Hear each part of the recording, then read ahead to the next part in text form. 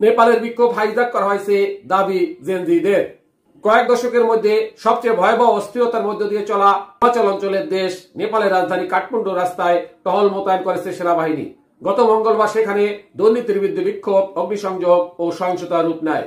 রাজনীতিবিদদের বাড়িঘর ভাঙচুর করা হয়, সরকারি ভবন ও পার্লামেন্টে আগুন দেওয়া হয় এবং এক পর্যায়ে প্রধানমন্ত্রী পদত্যাগ করেন।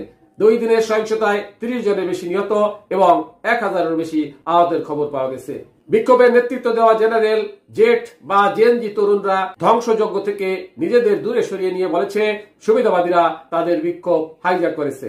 বুধবার 10 সেপ্টেম্বর কাঠমান্ডুর বিমানবন্দর পুনরায় খুলে দেওয়া হয় এবং রাজধানী তুলনামূলকভাবে শান্ত ছিল। বেশিরভাগ বাসিন্দা কারফিউ মেনে চলেছেন, কিন্তু জ্বলন্ত ভবন থেকে এখনো ধোঁয়া বের হচ্ছে।